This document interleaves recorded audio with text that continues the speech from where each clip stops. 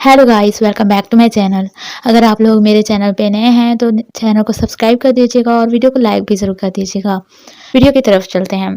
Episode की start होती है और हमें एक लेडी दिखाते हैं जो कि सूप बना रही होती है और वो हमें कहती है कि हर वुमेन का ख्वाब होता है एक परफेक्ट बीवी बनना और एक परफेक्ट औरत बनना, और उसके लिए हमें कोई ना कोई चीज़ तो कुर्बान करनी ही पड़ती है। इसका नाम इंग होता है। उसका हस्बैंड जिसका नाम कॉन्ग होता है वो पिक लगा रहा होता है अपनी फैमिली की, और पहले वाली पिक उतार देता है। तभी उसकी बेटी भी आती है और उसे कहती है आपने मेरी मॉम की पिक क्यों उतार दी, जो कि मर चुकी होती है, और उसकी तरफ गुस्से से देख के वहां से चली जाती है। तो उसका फादर उसके पीछे चला जाता है उसको मनाने के लिए। कहती है परफेक्ट वुमेन बनने के लिए मुझे ये सब कुछ करना पड़ा और मैं यहाँ तक पहुंच गई। उसके बाद हमें डॉम दिखाते हैं जो कि सोया पड़ा होता है और उसने खाना तक नहीं खाया होता। जून आती है नया खाना लेकर और उसे कहती है प्लीज थोड़ा सा तो खा लो, पर वो कोई आंसर नहीं करता और जून वहां से चली जाती है। जून वापस आ रही होती है। थ्राइपॉप और कथा कहीं जा रहे होते हैं और कथा पूछता है उसने अभी तक खाना नहीं खाया, तो जून कहती है नहीं। उसके बाद कथा कहता है मैं कुछ दिनों के लिए कहीं जा रहा हूँ तो तुम डॉम का ख्याल रखोगी। जून कहती है आप जिस आइटम के लिए जा रहे हैं उस ऑक्शन में वो डॉम के लिए है ना, उसकी हेल्प के लिए है ना, तो वो कोई आंसर नहीं करता। उसके बाद हमें इंग दिखाता है उसका हस्बैंड उससे गुड बाय किस करके चला जाता है और पीछे एक लेडीज खड़ी होती हैं और वो कहती हैं आप यहाँ पे नहीं आई हैं ना, और अपना बारे में बताती हैं और कहती हैं हमने आपको अभी आपके हस्बैंड के साथ देखा, काफी क्यूट लग रहे थे आप दोनों। इसे देखकर हमें मिस बोथ की याद आ गई। मिस्टर कॉन्ग ऐसे ही उसे किस किया करते थे, पता नहीं क्या वजह बनी उसने सुसाइड कर ली, और इंग को याद आता है कि उसने सुसाइड कर ली थी। उसके बाद वो पिक देखती है जब वो घर जाती है इंग और वापस आ रही होती है, हमें दिखाते हैं कि उसकी रूह वहीं पे है। उसके बाद वो योगा क्लासेस लेने जाती है जहाँ पे वो उन तीन औरतों को बातें करते हुए सुनती है कि ये औरत बहुत लालची है जिसने इतने अमीर आदमी से शादी कर ली और उसकी बीवी को सुसाइड करना पड़ी, और वो गुस्से से बोतल खोल नहीं पा रही होती। तो एक और लेडी उसके पास आती है और कहती है कि मैं तुम्हें खोल के देती हूँ, और वो उसे खोल के देती है बोतल। तो उसका नाम पूछती है तो वो बताती है कि मेरा नाम निशा है, और वो कहती है कि तुम तो योगा में बहुत अच्छी हो, तुम्हारा पहला दिन था क्या। तो इन कहती है हाँ मेरा पहला दिन था और थैंक यू बोलती है। निशा उसे कहती है कि तुम बिल्कुल इस तरह नहीं लगती जिस तरह से उन्होंने कहा था। वो आगे से कहती है किन्होंने। तभी वो तीनों लेडीज अंदर आती हैं और पूछती हैं निशा तुम आज क्लास में क्यों नहीं आई थी। तो निशा कहती है मैं तो स्टार्ट से यहीं पे थी, मैंने तुम लोगों की बातें भी सुनी, तुम किसी के बारे में बुरा भला बोल रही थी। तो वो तीनों इनकार करती हैं कि हमने ऐसा कुछ भी नहीं किया। और इन कहती है मैंने तो सुना कि तुम लोग मुझे बोल रहे थे कि मैं बहुत लालची हूँ, और वो कहती है हमने ऐसा कुछ नहीं बोला और वहां से चली जाती हैं। निशा उसे कहती है कि तुम अपने बच्चों को पिक करने जा रही हो क्या। तो वो कहती है मेरे कोई बच्चे नहीं हैं। निशा उसे कहती है क्या तुम मेरे घर पे आना पसंद करोगी, हम थोड़ी सी और बातें करते हैं एक दूसरे को जानने के लिए। उसके बाद हमें एक जगह दिखाते हैं जहाँ पे कथा बड़े स्टाइल में एंट्री मारता है और उसे इसका कार्ड दिया जाता है जिसे आईडी कार्ड के तौर पे यहाँ पे इस्तेमाल किया जाता है, और क्रेडिट कार्ड के तौर पे भी। वो कार लेता है और अंदर जाते हैं जहाँ पे टीवी से आवाज आती है और वो उनका वेलकम करता है, एक्शन के बारे में बताता है और बताता है कि आज जो चीजें सेल होनी है यहाँ पे तो आप लोग यहाँ पे आके लाइब्रेरी में ले सकते हैं, और कार्ड के बारे में भी बताता है जिसे क्रेडिट कार्ड के तौर पे इस्तेमाल किया जाएगा। थ्राइपॉप कहता है जो आइटम्स हमें चाहिए वो लास्ट डे पे आएंगी। कथा कहता है ऐसा क्या। कथा थ्राइपॉप को कहता है अगर तुम कुछ और लेना चाहते हो तो तुम बेझिझक ले सकते हो और मेरी तरफ से तुम ले सकते हो। उसे कहता है तुमने वो क्या कहा था पर्ल एग, वो लेना चाहते हो। थ्राइपॉप उसे काटते हुए कहता है उसका नाम फेवरेज एग है, और उसे अपना वो क्रेडिट कार्ड देता है, पर वो कहता है कि मेरे पास पहले से ही है और वहां से चला जाता है। कथा स्माइल करता है और कहता है ये तो प्रिपेयर होके आया है हाँ, और ऐसे बैठा होता है। उसके बाद वो सीसीटीवी वीडियोस देखता है जिसमें डॉम ने अभी तक कुछ खाया नहीं होता और वो काफी सैड बैठा होता है। इंग को निशा अपने घर लेके जाती है, वो उसका घर बड़े ध्यान से देख रही होती है। वो उसके लिए सूप बना के लाती है और उसमें कुछ अजीब सा डालती है और उसे देती है। फिर निशा कहती है तुम इन लोगों के बारे में टेंशन नहीं लेनी चाहिए, वो बस जेलस हैं। सबके घर में कोई ना कोई प्रॉब्लम चल रही है, सबके घर वाले उनके साथ चीटिंग कर रहे हैं, स्पेशली उनके हस्बैंड्स उनकी इज्जत नहीं करते, इसलिए वो तुमसे जलते हैं क्योंकि तुम्हारा पति तुमसे प्यार करता है। इंग कहती है तुम्हें ये सब कुछ कैसे पता। तो निशा कहती है मैं सबसे ऊपर वाले फ्लोर पे रहती हूँ इसलिए मुझे सब कुछ पता है, और मुझे ये भी पता है कौन छत से छलांग मार के सुसाइड कर रहा है। फिर वो कहती है कि तुम्हें टेंशन लेने की जरूरत नहीं है, तुम दोनों बहुत ही परफेक्ट हो, एक दूसरे के लिए एकदम परफेक्ट मैच हो। और उसे कहती है कि तुम बिल्कुल एक स्ट्रांग वुमेन हो और उसकी तारीफ करती है। फिर वो कहती है एक बुरी बात है कि उसकी एक बेटी भी है और इस वजह से शायद वो तुम्हें अब कम टाइम देता होगा, और मेरे ख्याल से तुम लोग लास्ट टाइम कब सोए थे। और उसका मजाक बनाती है, कहती है कहीं तुम लोग शादी से पहले तो नहीं सोए थे। तो इंग कहती है तुम ये क्या कह रही हो, ये फनी नहीं है। तो निशा कहती है ट्राई करो सूप कैसा है, पर वो मना करती है। फिर भी वो इंसिस्ट करती है। जैसे वो सूप पीती है वो उसे बहुत टेस्टी लगता है और वो ज्यादा पीने लग जाती है।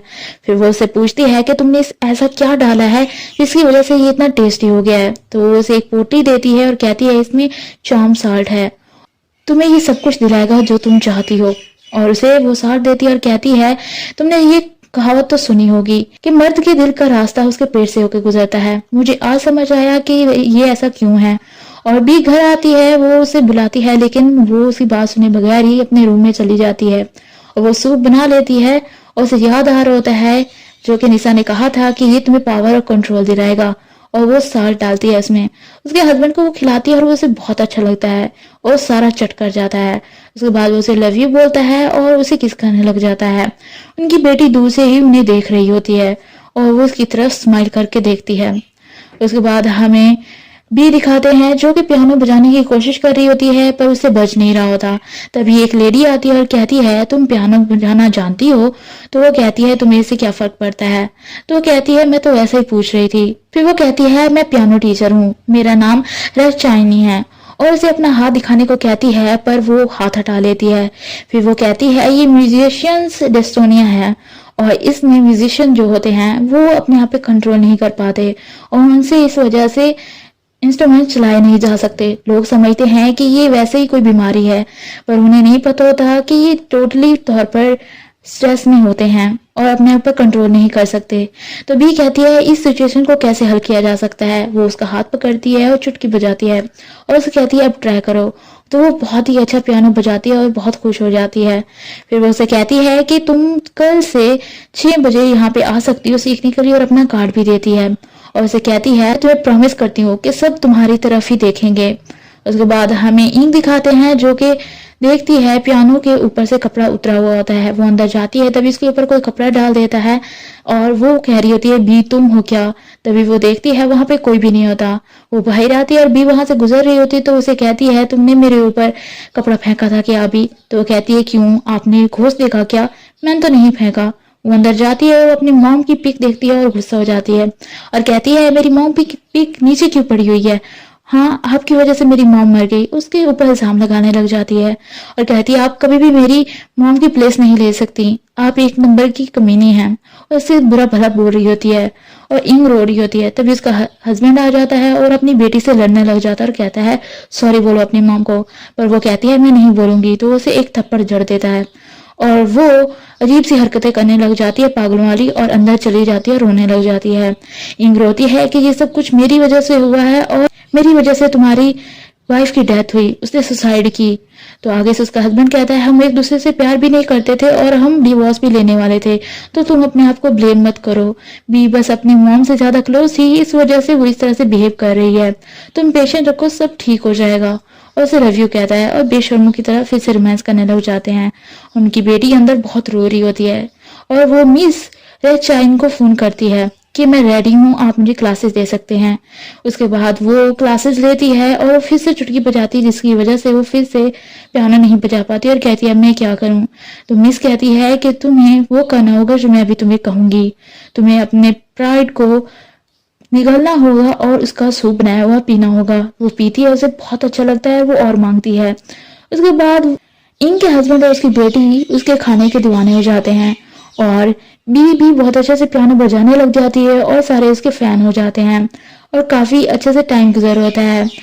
निशा उसे फिर से वही पोटली देती है और उसे पोटली देते हुए वो औरतें देख लेती हैं। उसके बाद वो निशा के पास आती हैं और कहती हैं कि हमें भी वही चाहिए जो आपने इनको दिया, हम भी अपने हस्बैंड को इम्प्रेस करना चाहते हैं।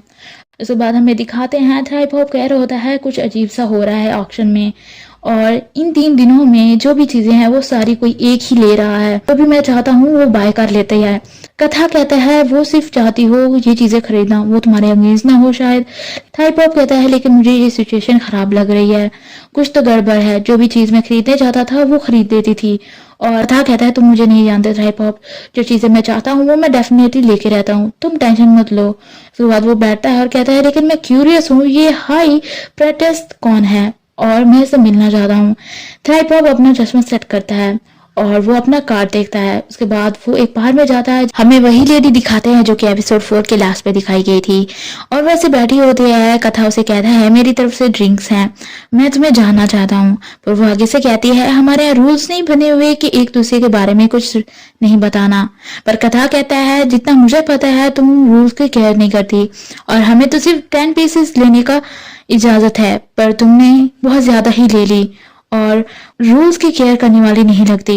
तो आगे से कहती है तुमने सही कहा, मैं रूल्स की केयर नहीं करती, मुझे बताओ तुम क्या चाहते हो, मैं तुम्हें दे दूंगी। पर वो कहता है मुझे अच्छा लगेगा अगर तुम मुझे बताओ कि तुम ऑप्शन से क्या चाहती हो। तो वो कहती है ये मेरा पर्सनल मैटर है। और फिर वो कहती है क्या तुम मुझसे इम्प्रेस हो गए हो, तुम मुझे बता सकते हो, जो तुम्हें चाहिए मैं तुम्हें दे सकती हूँ। कथा कहता है कि देखते हैं कौन ऑप्शन में जीतता है, और वो कहती है चैलेंज हो गया। और उसे कहती है जो भी तुम चीज लेने लगोगे मैं इसे अपना बना के रहूंगी मिस्टर म्यूजियम ओनर, और उसके चीफ पे किस करके वहां से चली जाती है। कथा देखता है कि फाइनली डॉम ने कुछ ना कुछ खा लिया होता है, तो वो थोड़ा रिलैक्स हो जाता है। थाईपॉप उसके पास आता है और बताता है ओकेजन शुरू होने वाला है, तो वहां से चला जाता है। वो देखता है कि वो लेडी भी वहां पे आई हुई होती है, वो वहां पे बैठता है और पहली आइटम दिखाते हैं जिसका नाम फैब्रिक एग होता है, जो कि थाईपॉप चाहता होता है। तो कथा कहता है मैं तुम्हें ये लेके दूंगा, लेकिन वो लेडी उसे खरीद लेती है और थाईपॉप कहता है इसे जाने दो, वैसे भी मुझे उसमें कोई इतना इंटरेस्ट नहीं था, और वो उस लेडी का हो जाता है। फिर काफी सारी चीजें दिखाते हैं जिसमें पेंटिंग होती है, और कथा कहता है कोई पागल ही होगा जो इस पेंटिंग को लेगा। पर उसको हराने के लिए लेडी को वो पेंटिंग ले लेता है, और फिर लास्ट पे जिस चीज के लिए वो आया होता है वो दिखाते हैं, जो कि एक क्रिस्टल ज्वेलरी होती है और सॉल्ट से बनी होती है, और इसके बारे में बताते हैं कि ये नेगेटिव एनर्जी को इंसान से दूर रखती है, और जितनी ये प्योर है उतनी ही पावरफुल है, और इसकी प्राइस 5 मिलियन यूएसडी बताते हैं, और कथा 1 मिलियन यूएसडी करता है, तो वो 2 मिलियन कर देती है। थाईपॉप कहता है क्या मैं आपको कुछ कहूँ, तो कथा कहता है अगर मैंने तुम्हें रोका तो अभी तुमने बोलना ही है, तो बोलो। तो थाईपॉप कहता है मैंने फील किया है कि आप टॉम के बारे में आजकल बहुत ही परेशान हो रहे हैं, शायद ये इसलिए होगा क्योंकि वो आपके छोटे भाई की तरह लगता है, मैं नहीं चाहता कि आप टॉम के साथ ज्यादा अटैच हों, हम जिस दुनिया में रहते हैं वो बहुत ही डेंजरस है और टॉम भी डेंजर में पड़ सकता है। उसके बाद वो कहता है कि आप टॉम को खोना नहीं चाहते, अगर आपने उसे खो दिया तो आप पक्का कोई स्टूपिड चीज करेंगे, और उसे कहता है कि आप $3 बिलियन लगाएं, और कहता है कि मुझे पता है आप कुछ ना कुछ तो करेंगे ही डॉम को बचाने के लिए, और कथा उसे थैंक यू बोलता है, और फाइनली वो कथा जीत जाता है। जब वो देखता है तो वो लेडी अपनी जगह पे नहीं होती और उसकी बुक पड़ी होती है जिसके अंदर उसने निशान लगाया होता है, और वो देखता है जिस पे लिखा होता है कि मैं हूँ लॉर्ड सिंगर प्राइसेस की, और कहती है कि मैं वेट कर रही हूँ लॉर्ड शेल का हेवन और अर्थ के लिए, और कहती है कि मैं सन के डार्क होने का इंतजार कर रही हूँ, मून के ब्लड में चेंज होने का और तारों का जमीन पे गिरने का, इससे पहले कि टेरिबल डे आए। और वो स्माइल करती है, वहां से चली जाती है। वो अपना कार्ड छोड़ गई थी जिसके ऊपर लिखा होता है उसने जो मैं चाहती थी वो मैंने खरीद लिया, लेकिन अगर मुझे कुछ फ्यूचर में चाहिए होगा तो मैं वापस आऊंगी तुमसे लेने के लिए। और एक कथा ऐसे सीरियस खड़ा होता है। उसके बाद हमें इंक दिखाते हैं जो कि सूप बना रही होती है, लेकिन वो सॉल्ट खत्म हो गया होता है। उसकी बेटी उससे पूछती है आप क्या कर रही हैं, तो वो कहती है कुछ नहीं, तुम जाओ बैठो मैं फूड लेके आती हूँ। जब वो खाते हैं तो वो पहले वाला टेस्ट नहीं होता, तो वो दोनों उससे लड़ने लग जाते हैं और कहते हैं कि ये पहले की तरह क्यों नहीं। तो वो कहती है इंग्रेडिएंट्स नहीं है।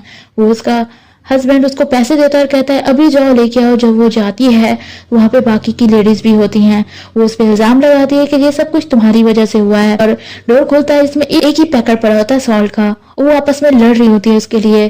तभी इनको समझ आती है कि कुछ तो गड़बड़ है। जब वो वापस आने लगती है तो उसे चीखों की आवाजें आती हैं। वो घर जाती है और देख के हैरान हो जाती है कि निशा उसके हस्बैंड की स्किन उतार के तो तल रही होती है और उसे कह रही होती है तुम खाओगी। तो वो गुस्से में चाकू उठा के उसको मारने जाती है, पर उसे कहती है ऐसे स्टूपिडिटी मत करना क्योंकि मैं तुम्हारे हस्बैंड को मार दूंगी। और फिर वो उसे कहती है ये सॉल्ट अगर तुम्हें चाहिए तो तुम्हें किसी के आंसू बहाने होंगे और तुम अपने लव की तो नहीं बहा सकती, कोई ऐसा जिसे तुम नफरत करती हो जैसे कि तुम्हारी स्टेप डॉटर। और उसे इस तरह से भड़काती है। वो अपनी बेटी को मारने के लिए जाती है जहाँ पे उसकी बेटी अपनी मिस के साथ बैठी होती है। उसने भी इसे ऐसे ही पोसेस कर लिया होता है। तो निशा कहती है मुझे ऐसा लगता है तुम्हारी डॉटर ने तुम्हारे हस्बैंड की स्किन खाई है और उसे अच्छी लगी है। और वो उसे चाकू दिखाते हुए कहती है आपकी वजह से मेरी मॉम मर गई और उसके ऊपर इल्जाम लगाती है। वो दोनों एक दूसरे को मारने के लिए आती हैं, पर वो हैरान हो जाती हैं कि उन्होंने अपने हस्बैंड और फादर को ही मार दिया होता है, लेकिन उसकी बेटी उसको मार डालती है। और वो दोनों निशा और मिस ऐसे खड़ी होती हैं और निशा कहती है मुझे लगता है तुम्हारी वाली जीत गई, और वो उसे लेके वहां से चली जाती है। निशा कहती है मैं तुम्हें एक टिप देना चाहती हूँ कि अगर तुम एक वुमेन बनना चाहती हो तो तुम्हें बहुत सारी ड्यूटीज को निभाना होता है, एक माँ की, एक बेटी की और एक परफेक्ट वुमेन की। और वो सारे के सारे जो उस बिल्डिंग में बचे होते हैं वो आसमान में उड़ जाते हैं।